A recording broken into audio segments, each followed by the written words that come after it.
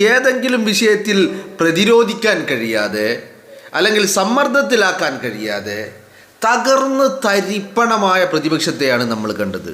ഞാനിപ്പോൾ നിങ്ങളുടെ മുമ്പിൽ കേൾപ്പിച്ചത് വെറും ഒരു സാമ്പിള് മാത്രമാണ്. മനസ്സിലായില്ലേ? കെ എൻ ബാലഗോപാലിനെയും പിണറായി വിജയനെയും എഴുന്നേറ്റ് നിന്ന സകല ക്രിമികീടങ്ങളെയും സതീശൻ ഒന്നോ രണ്ടോ സെൻറ്റൻസുകൾ കൊണ്ട് ഖണ്ഡിക്കുന്നതാണ് നമ്മൾ കണ്ടത്. കൂടുതൽ സംസാരമൊന്നും സംസാരിച്ചില്ല. അതിൽ എനിക്ക് ആശ്ചര്യം തോന്നിയത് ഈ പറയുന്ന കേരളത്തിൻ്റെ മുഖ്യമന്ത്രി കസേരയിലിരുന്ന പിണറായി വിജയന് ഇപ്പോൾ സാധാരണ MLA-മാരുടെ കാര്യം വിട്, ഇപ്പം ഈ ഒരു മാസം മുമ്പ് വരെ മുഖ്യമന്ത്രിയുടെ കസേരയിലിരുന്ന വ്യക്തി, മന്ത്രി കസേരയിലിരുന്ന വ്യക്തികൾ ഒരു മാസം കഴിഞ്ഞ് നിയമസഭയിൽ വന്നിട്ട് നിയമസഭയുടെ ചട്ടങ്ങൾ, ധനാഭ്യർത്ഥന ബില്ലിലെ ചട്ടങ്ങൾ, ക്രമക്കേടുകൾ, പ്രൊസീജിയറുകൾ ഇതൊക്കെ മറന്നുപോയി എന്നുള്ളതാ. ഇന്നലെ ബാലഗോപാലൻ സതീശനെ ഒന്ന് പ്രതിരോധത്തിലാക്കാൻ അല്ലെങ്കിൽ സതീശൻ്റെ വാദത്തെ ഖണ്ഡിക്കാൻ വേണ്ടിയിട്ട് ഒരുപാട് പണിയെടുക്കുന്നത് കണ്ടു. ഇപ്പം നമ്മൾ സാധാരണ ഈ വാർത്താ സമ്മേളനം നടത്തുകയോ അല്ലെങ്കിൽ നമ്മൾ ഈ കവലപ്രസംഗം നടത്തുകയോ ചെയ്യുന്നത് പോലെയല്ല നിയമസഭയിലെ കാര്യങ്ങൾ.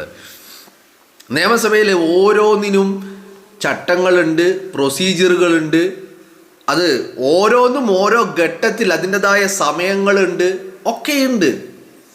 എന്നിട്ട് ഒരു മാസം മുമ്പ് ധനകാര്യമന്ത്രിയുടെ കസേരയിൽ ഇരുന്ന വ്യക്തിയാണ് ഈ ബാലഗോപാലൻ. ഇന്നലെ സതീശൻ്റെ മുന്നിൽ എന്തൊക്കെയോ പറയാ, എന്തൊക്കെയോ വിളിച്ച് പറയാ. എനിക്കതിൽ നിന്നൊരു കാര്യം മനസ്സിലായത്, ഈ ബാലഗോപാലനാണെങ്കിലും പിണറായി വിജയനാണെങ്കിലും ഈ കാര്യങ്ങളെക്കുറിച്ച് ബോധമില്ലാണ്ടോ അല്ലെങ്കിൽ മറന്നുപോയതോ ഒന്നുമല്ല. പിന്നെ എന്താ, ഇപ്പം സതീശൻ അവതരിപ്പിച്ച ബജറ്റ്, ആ ബജറ്റ് അവതരിപ്പിച്ചു, ബജറ്റിന്മേലുള്ള പൊതു ചർച്ച നടന്നു, അത് കഴിഞ്ഞ് ധനാഭ്യർത്ഥന ചർച്ച നടന്നു. അപ്പോൾ ഇതിലൊന്നും ഒരു പ്രതിഷേധം ഉന്നയിക്കാൻ അല്ലെങ്കിൽ ഇതിലെന്തെങ്കിലും ഒരു കാര്യം തിരിച്ച് പറയാൻ പ്രതിപക്ഷം എന്നുള്ള രീതിയിൽ പിണറായി വിജയൻ്റെ കയ്യിലും ബാലഗോപാലിൻ്റെ കയ്യിലും ഒന്നുമില്ല എന്നുള്ളതാണ്. മനസ്സിലായില്ലേ? അപ്പോൾ മാക്സിമം ഇവിടെ പറയേണ്ടത് അവിടെ പറഞ്ഞ്, അവിടെ പറയേണ്ടത് ഇവിടെ പറഞ്ഞ്, അത് രണ്ടും പാടെ കൂട്ടി മിക്സാക്കി ഇവിടെ അവതരിപ്പിച്ച് അങ്ങനെ ആക്കി ഇങ്ങനെ ആക്കി, അങ്ങോട്ട് വലിച്ച് ഇങ്ങോട്ട് വലിച്ച്, ഇവിടുന്ന് അങ്ങോട്ടാക്കി അവിടുന്ന് ഇങ്ങോട്ടാക്കി ഒക്കെപ്പാടെയാണ്.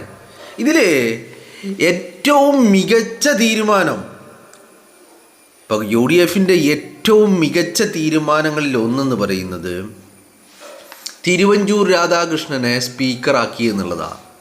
നമ്മൾ സതീശനെ മുഖ്യമന്ത്രി ആക്കിയ ആ തീരുമാനത്തിനോടൊപ്പം തന്നെ കാണേണ്ട ഒരു വിഷയമാണ് തിരുവഞ്ചൂരിനെ സ്പീക്കറാക്കിയത്.